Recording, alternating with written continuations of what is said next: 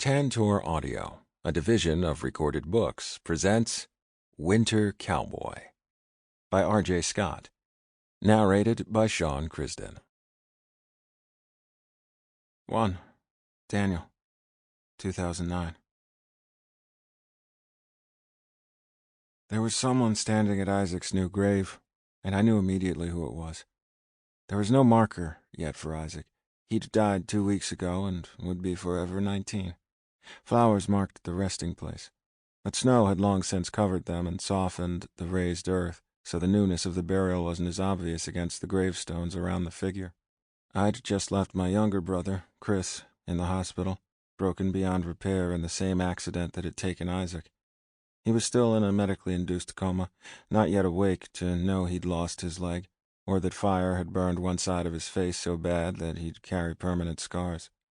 But he would wake up. They told us he'd live. Isaac had been dead on impact, Chris's future destroyed, and in front of me, hunched over Isaac's last resting place, was the man responsible for it all. My lover. The man who left my bed in the dead of night to become a murderer. Micah. He was huddled into his coat, the January ice bitter by the buried, hands forced into his pockets, and his hood pulled around his face. Micah must have heard me arrive because he glanced my way, startled, grief written on his face, and then his expression changed. He stepped toward me, his expression full of something like hope. "Daniel," he said, "is Chris okay? No one will let me see him." He stopped walking when I didn't reach out for him and looked at me uncertainly. "His leg is gone, down from his knee," I explained dispassionately, and then touched my face. "And his burns are bad, the left side of his face from his temple to his chin." Shit. Micah bent at the waist as if he couldn't breathe, and he was crying. Micah, Isaac, Chris, they'd been best friends forever, but that was finished now. "How is it you don't have a mark on you?" I asked, still eerily calm and utterly focused. He took his hand from his pocket and pulled up his sleeve, exposing bandages that extended from his hand to above his elbow. "I was burned," he began. He dropped his hand when I didn't comment, forced it back into his pocket, wincing as he did so. I imagined the burn hurt a little, maybe even a lot, but he was there, as whole and real as when he'd left my bed on that terrible day. In my mind, I saw Chris in the hospital, the covers raised over the cage which protected his surgical site, then dipping lower where his ankle should have been. And here was Micah, telling me he had slight burns on his arm, the same man who'd told me in one breath that he loved me, and then had taken my car, driving it into a bridge and killing Isaac and leaving Chris maimed and in a coma. My fist flew, and Micah staggered back a step, but he didn't go down, and he didn't take his hands from his pockets. I was too fast. I hit him again, blood flecking his face, dissipating into the icy air. He moved again, the force of my blows shoving him back. Still his hands remained in his pockets, and he was unnervingly quiet, taking my hits as if they were nothing at all. Another punch connected with his lip and split the skin, and this time he grunted in pain. He staggered backward toward the next grave and bent over the stone marker with the force of that final blow. I stepped closer. I hit him again, connecting with his jaw, but the hit wasn't hard. There was nothing to it. He didn't move away. "You took my car!" I yelled, right in his face. "You said I could borrow it," he pleaded. I raised my hand to hit him again, but he winced and closed his eyes, and I wanted him to look at me. "Open your damn eyes!"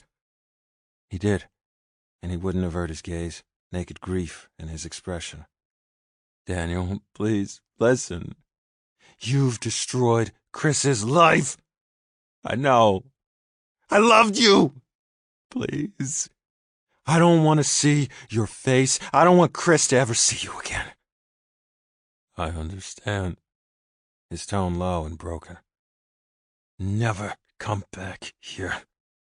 I shook him. He was smaller than me, thinner, Lighter, and I shook him so hard his head snapped back. "Promise me!" "I promise," he cried. I was disgusted by him, hated him, wanted to kill him right there on Isaac's grave. "I hope they lock you up and throw away the fucking key!" I was still shouting, and he didn't move, just stared at me with those pale eyes, red and wet from crying. He wouldn't stop crying. "Don't fucking stare at me!" I shoved him one last time, and then before I could work out what the hell I was still doing there shouting at him, I pivoted and turned my back on him and Isaac's grave. 2. Micah, 2018. My sister dropped the gun, her hand shaking. "Fuck, Rachel, what did you do?" Her son, my nephew, screamed behind her, bashing his tiny fists against his head, the sound piercing in the silence after the gunshot, and I wanted him to stop screaming just so I could think. Fear and indecision paralyzed me, adrenaline making me shaky. What the hell had she done? What had we done? I stared at the gun and the blood that splattered the wall behind her husband and pooled under his lifeless body. "He was trying to kill us," she sobbed, and fell to her knees, grabbing her son and holding him close. I had to think on my feet. "Fuck, I don't know what to do. We need to call the cops." I pulled out my phone. "No, please, the local cops. They know what's here. They know what happens. He was my husband." Jesus. I cataloged the chaos I'd walked into, the compound for the Brothers of Chiron, the blood and the drugs and the gun. There were figures in the shadows watching us, but no one stepped forward to help. It was as if I'd walked onto a movie set and nothing was real. She scrambled to stand and tugged at my arm with a strength that belied her size, let alone the fact she was pregnant. "Please, before they kill us," she pleaded, and tried to drag me away from the shadows and the dark and the blood on the floor. I stared into her pale eyes, so like my own, and I was thrust back to a time when it was the two of us against the world. I would do anything for my sister, and by extension my nephew, who'd stopped crying and now stared at me in absolute silence. He was looking to me to fix this, but how could I fix the fact his daddy was dead at my feet? "Fuck, Rachel." I wanted a solution, one that made sense. But Rachel just stared at me with panic in her eyes and blood on her hands from when she'd checked his pulse. "We have to go," she said. Gently I eased the gun out of her hands and pushed it into my pocket. She sobbed, incapable of any more words. I should stay, talk this out with the cops.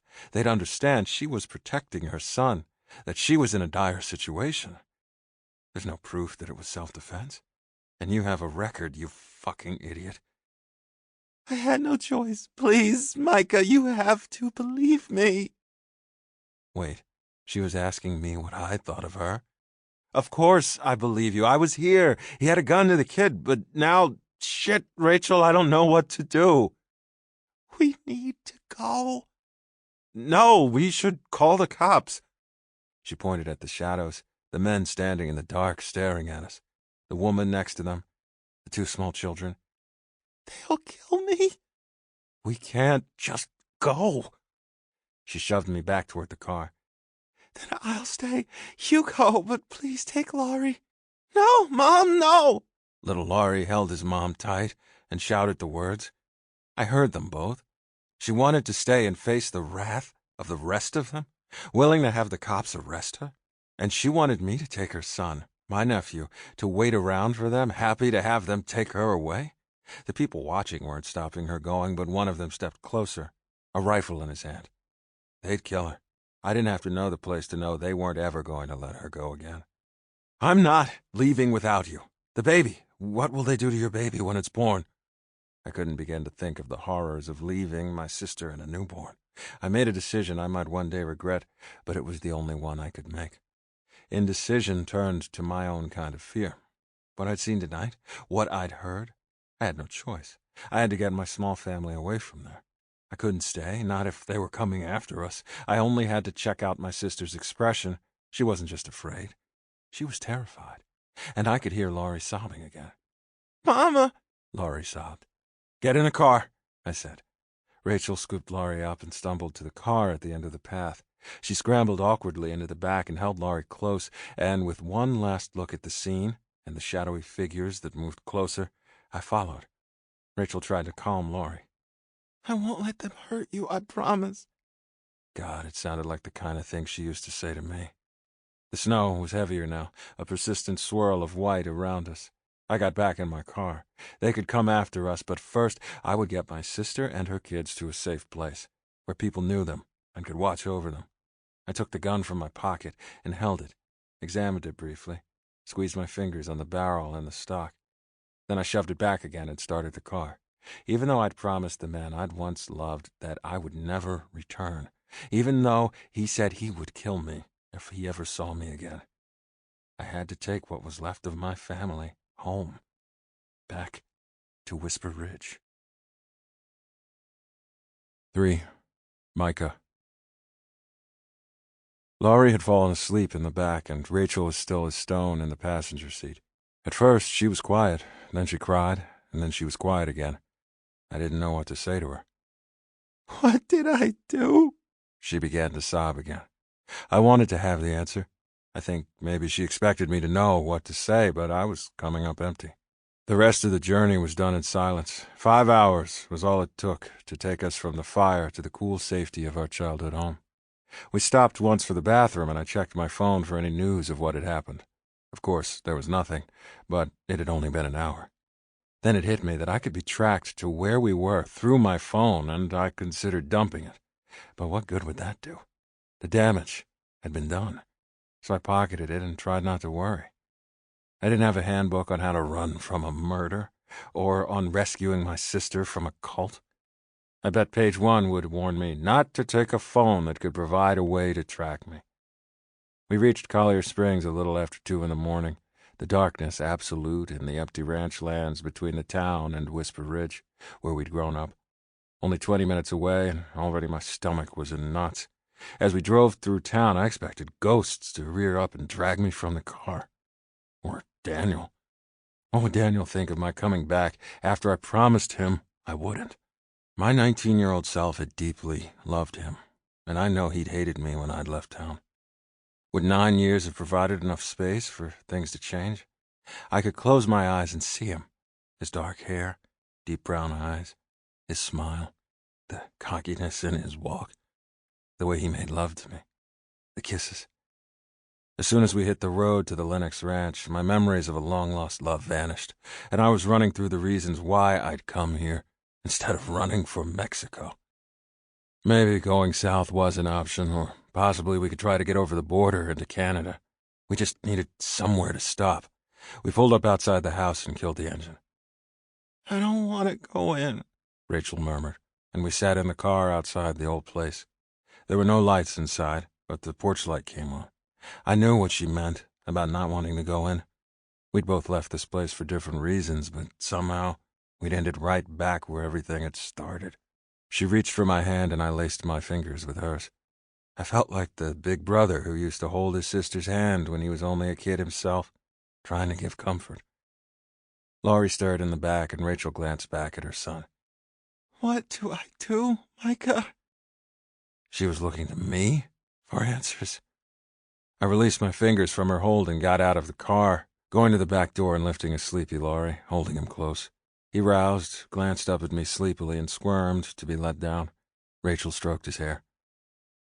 "It's okay, Laurie. Uncle Micah is looking after us." He relaxed, but kept his eyes firmly fixed on Rachel. The snow was deep, and she was only in cheap tennis shoes, her old coat, her legs bare under fabric that was probably a dress or skirt. She had to be freezing, and we needed to get inside.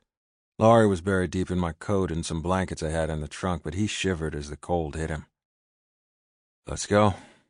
Rachel made her way through the snow by my side, awkwardly, her hands shaking, her face grim, but she was the one who knocked soundly on the door. A light went on inside the house. What the hell would Amy and Jeff think, us turning up in the middle of the night? The door was cautiously opened, a woman's face appearing in the crack.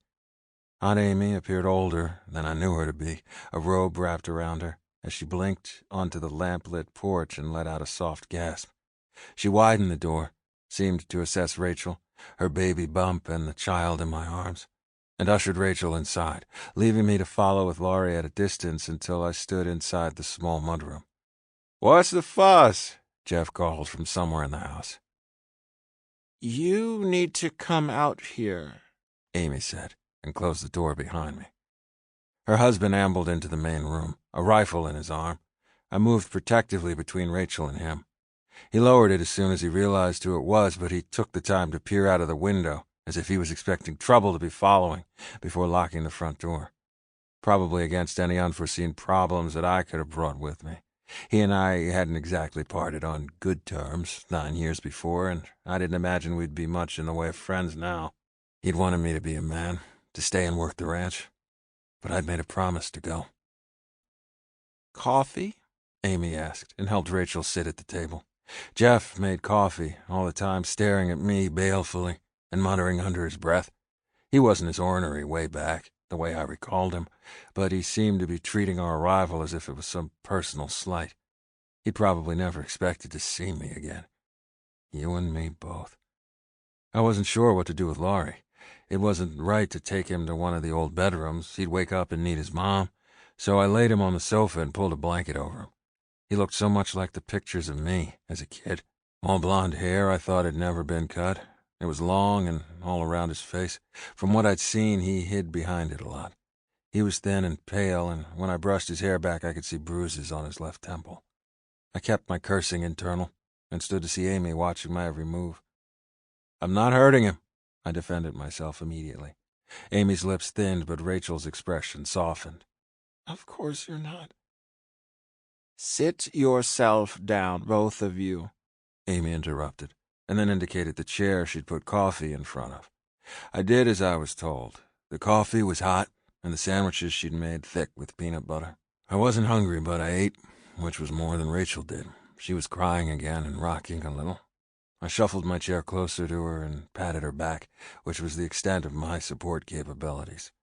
The last thing I needed was for her to blurt out what had happened and have Amy or Jeff call the sheriff up here to tell them the awful story. I needed time to make Rachel see this had to stay a secret. But I could see the guilt in those tears, hand in hand with shock. I hated this room, and my sister's tears just made it worse. I remembered her crying in here, over Mom dying, over my dad raising his hands to her. I remembered the fights. Way too many memories of bad times had slid into these walls and made them close in on me whenever I'd stepped inside as a kid. They were still here, those memories, along with the stench of alcohol and the air of death that was in every part of them. I bet Rachel remembered the same things, and that couldn't have helped. "Stay quiet, Rachel. Keep it all in. Keep it to yourself. Let me deal with everything." "Do we need to call the sheriff?" Amy asked, gesturing at Laurie, who was turning in his sleep and snuggling down into my coat. "No," I said. Maybe I sounded defensive, I don't know, but her steely-eyed gaze narrowed on me, heavy with accusation. "What did you do?" I wasn't even going to give that the courtesy of a reply. It had always been about what I'd done. Nothing changed. "There's no place for you here," she stated simply. "But Rachel and the boy can take her old room." I didn't ask what was in my old room. There was no way I was going back there. I'd die with the onrush of reminders in that small space. Maybe Amy had made it into a sewing room or something equally final. "You should sleep," I said to Rachel, but she shook her head. I didn't want to argue, but I could see hysteria in her eyes, and she was close to losing control. I helped her to stand, carried Laurie, and walked her to the old bedroom. Laurie looked up, his expression frighteningly empty. Had he gone into shock? Should I have been doing something for that? Getting a doctor, making him a drink? Who the fuck knew? I knew nothing about how to help him forget the death he'd seen tonight. Glancing into my old room as we passed, I saw it was empty. No bed, no drapes at the windows, nothing. Amy had wiped the house clean of me. I hadn't really expected anything else. They were happy enough to take my money, but wanted nothing to do with me as a person. Speaking of which, the money I had sent them didn't seem to have gone far in fixing up the house, so I guess it had all gone to the land. I'd see better tomorrow. When I went back into the kitchen, there was no sign of Amy, but Jeff was there, unlocking the door. "You're not welcome." He indicated the cold outside. Like I don't already know that. I shrugged, as if it meant nothing, and to be honest, right then, not a lot meant anything to me. My car was the only option. Belatedly, I realized my coat was still on the sofa, and I turned back to get it. Jeff had thrown it out the door, into the snow, along with the blankets I'd wrapped Laurie in. Well, shit. I couldn't be bothered to muster my anger, to put Jeff in his place, and I needed to get myself somewhere warm. I pushed my way back into the house and sat on the sofa in the dark.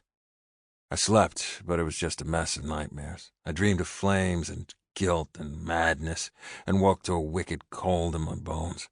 I'd experienced worse, but that didn't mean it was easy.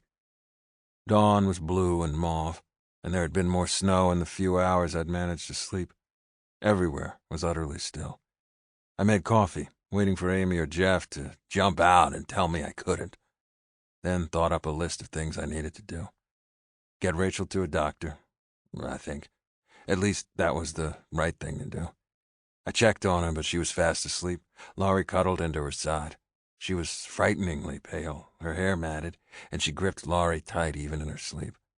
As I turned to leave, she called after me, just my name, so low I almost didn't hear it. I turned back to her and waited for her to say more, but she simply stared at me. I reached over, tugged blankets around her, and pressed a soft kiss to her forehead. "I'm going out for a walk. Go back to sleep. You'll be okay here." She closed her eyes and gave a short nod. Then, fueled with coffee and stolen cookies, I walked some of the ranch. I followed the path down the incline from the house, noting the fences worn and broken in places, at the irrigation channel blocked by debris, at the fallen trees on the far side of the land, and the absence of animals. I knew that the Lennox ranch kept minimal livestock now. Horses, there were stables. I knew all this because Aunt Amy sent reports on an annual basis to my inbox, and by return I sent every cent I could to keep the place alive. If the money wasn't fixing the house or supporting livestock or fixing the ranch, where the hell had it gone? Sending money was the only way I knew to keep the ranch ready for Rachel and any family she had. I hadn't even known if she'd had family. I guess the land would belong to little Laurie one day, along with my sister's unborn child. This was my birthright, and I was the 6th-generation Lennox who could call this place theirs. Not a single part of this belonged to Rachel, some stupid throwback to male inheritance, but I had already signed everything over to her in my will. Subsidence on the path had taken a huge chunk out of the hill, and there was bound to be a mess of debris under the snow. It wasn't easy for a rancher to prevent rock slides. Growing up here, I had learned to work with Mother Nature, not against her. But the fall had destroyed some of the path and needed to be rebuilt. My ranching heart ached to see the mess. For all his drinking, Dad had had a handle on things, running the ranch with 2 extra hands along with me. I had loved this land once. And then Mom had died. I'd been 10 years old, and my life changed forever. I kicked out a stone and it tumbled ahead of me on the path. I stooped to pick it up, tossing it in my hand and staring out over Lennox land. My future had been tied to these acres until I'd had to leave. I threw the stone as far as I could, and it arced high in the sky, falling to earth a long distance away. My arm had always been good. Not as good as my best friend Chris's. He'd actually been scouted for pro ball, and would have gone all the way with his tenacity and skill, but for one stupid night where I'd fucked everything up. Grief consumed me, and I crouched down, struggling to breathe properly. I didn't usually allow myself to reflect on Chris, or Isaac, or the night I'd broken everything. But here, on Lennox land, all I could think about was the boys I'd known, and all the possibilities I'd destroyed. Only when I could get my thoughts back into the box I locked them in was I even able to walk again. When I got back to the ranch, everyone was awake.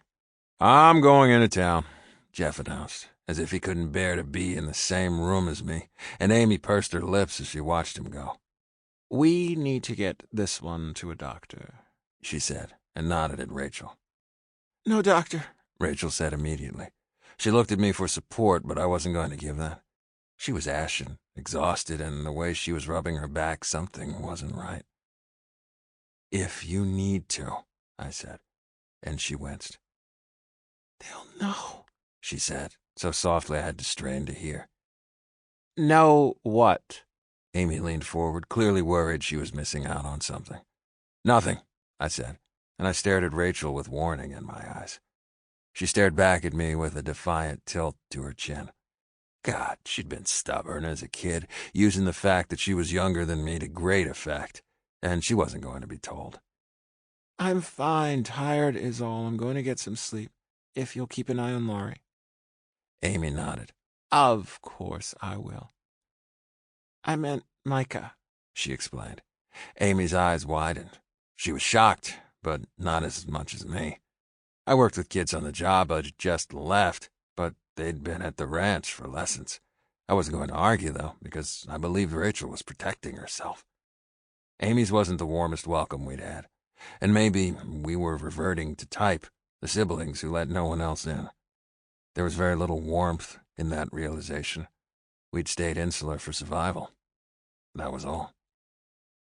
"I can do that," I said. "We'll visit with the horses," I said, daring Amy to argue. Laurie and Rachel, heads together, seemed to come to a mutual decision, and she helped him pull on his coat and all his cold weather extras. He looked somber and kissed his mom, and then her belly. I wish I could have heard what they were saying, but this was mom and son time. He studied me warily, but when Rachel whispered something to him, he lifted his arms to be picked up. When we left, I skirted the farmhouse, came into the yard via the tired-looking stables, and stopped for a while to visit with the horses. There were 4, and they were well cared for. That much was obvious. I knew that 2 of them were stabled there by clients. The other 2 belonged to the ranch, replacements for my long-gone horse, Charlie Blue. "What you doing in here, boy?" Jeff leaned on a shovel with a suspicious look on his face. The guilty part of me wanted to scurry away and hide, but I was a Lennox, and this was my place. Then Jeff saw Laurie, and his expression softened a little. "We're here to see the horses," I said, and Laurie slid down to hide behind my legs. There was a flicker of compassion on Jeff's face. "Don't you go messing with them," he finished in a gruff voice and left, calling over his shoulder. "I'm going to town. You think your sister needs anything?" I shrugged. What did a pregnant woman need? I'd have liked to have said for Jeff to bring back a doctor, but after Rachel's conviction that she just needed sleep, who was I to say that wasn't okay? This was her body, her baby. I just worried she was in shock and I would miss something vital. Should I just take over? Make decisions for her? We spent a long while with the horses, Laurie asking questions in a soft voice, but not getting too close. It wasn't that he was afraid of them, just respectful of their size. We had some lunch, and then Laurie began to yawn, so I took him and some food and coffee to Rachel and left them to nap. She looked better, her skin not quite as pale, but her eyes were so full of grief. It broke my heart. I went back out to the barn and moved bales and boxes to one side, daring Jeff to tell me I couldn't, and finally got to what I wanted, the door to the old bunkhouse. It had been part of the barn since the first Lennox decided it made sense for the hands to be as close to the animals as possible. Just off of there was a room that Dad had partitioned for me and Rachel when we were kids, a place to get us out of Mom's hair. Faded paint on the wall was all that remained of a mural Rachel had painted. Back when Dad was caring, he'd boarded the small space and added a door. No heating, but the room was good enough to sleep in and out of the snow. I went into the house, found blankets, and made up the best bed I could before stacking bales of hay around the sides for insulation. Then I sat and checked the news on my phone for the 10th time that day. Still no reported news about a murder. Is that a good or a bad thing? Part of me wanted us to be found out, for the matter to be dealt with, get arrested, make things right, cite self-defense, tell someone what kind of shit was going down in that place. The other part of me was relieved we'd made it through so far without garnering attention. If they followed Rachel, if they wanted to arrest her, I wasn't sure I could have handled that. She shouldn't have to go through anymore. I won't let her go through anymore. Tomorrow. Sample complete. Ready to continue?